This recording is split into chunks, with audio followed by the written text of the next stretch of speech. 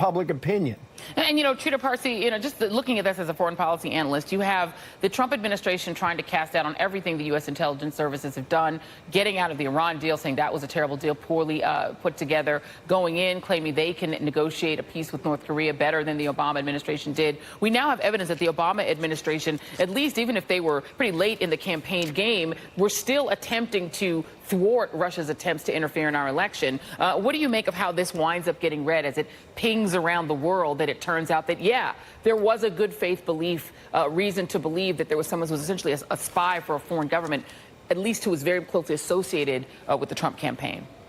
Well, one of the first things you're going to see is that the other intelligence services around the United States collaborates closely with and whose assistance and information it oftentimes is in need of are not going to be as forthcoming with the information any longer because they simply cannot have confidence in how this intelligence is going to be used and how the president might be sharing it with others without real cause. Moreover, when it comes to the aftermath of Trump, I am quite worried that a lot of countries around the world that otherwise have really invested in their relationship as a strategic relationship with the United States are now going to feel that they need to have a very strong plan B, because what has happened here with the Trump administration is going to cause them to think that it might be able to happen again. And next time around, they don't want to be as vulnerable as they have been this time by being so dependent on the United States. And ultimately, that is really in the favor of other states, other major powers, such as Russia. Well, Congressman Ted Lieu, then I'll throw that back to you. What will the United States Congress do about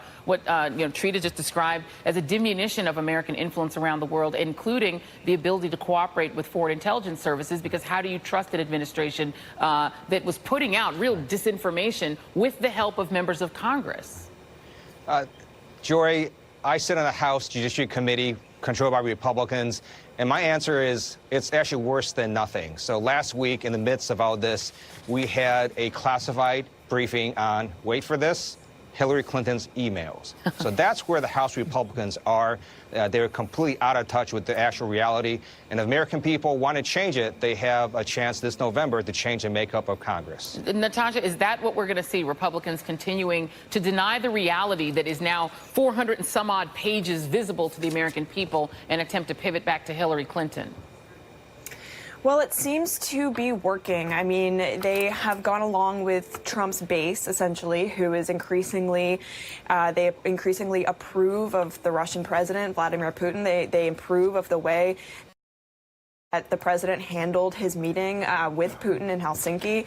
So if the base is pushing the Republican Party in one direction, as we've seen them doing for the last year and a half, then it seems like the Republicans will continue to put out these narratives. I mean, just this morning we saw that the president is still saying that the FBI illegally surveilled his campaign, which of course is not true because the surveillance began on Carter Page after he had already left the campaign. But it seems like, especially on Fox News, watching Fox News this morning, these narratives are still being put out there, even though they have been proven false. And that is something I think we will continue to see as the Mueller investigation goes on. And once all the facts are out there, then that is going to be an opportunity for the American people to see in black and white what has been discovered. But until then, this manipulation of facts, this, ability to kind of spin it the way that they want to, and with the president leading the way, I think it's going to continue. I mean, we already saw just last week the GOP rejected 2 non-binding proposals to essentially back the intelligence community after Trump disparaged them on the world stage and to support the Mueller investigation. 2 very, very kind of, seemingly innocuous things that the Republicans just would not sign on to. And the question is why?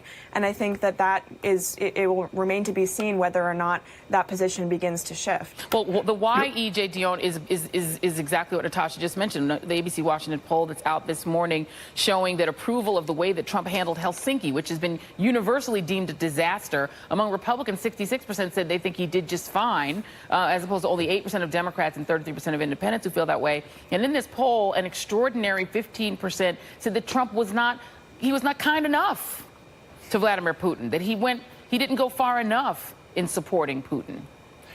Joe, you read my mind because I wanted to bring up those What Natasha said about the Republicans is true, although it's really striking that only 56% of Republicans approved his handling of that episode. That's really low compared to other numbers. But the other striking thing is not only that it was 50-33 disapprove, but that people who felt this strongly, the strong disapprovers, outnumbered the strong approvers by 2 to 1.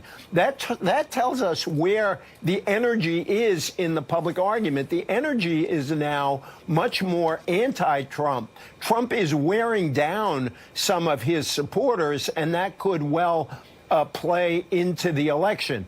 And as I say, 15%, well, you can probably get 15% of us to say yes to all kinds of questions. Yeah, unfortunately. Trita Parsi, before we go, I know that there are other things going on besides this morning. I know when I was speaking with you before you came on, the Trump administration is also still flogging issues about Iran. If you could just give us an update on that before we go.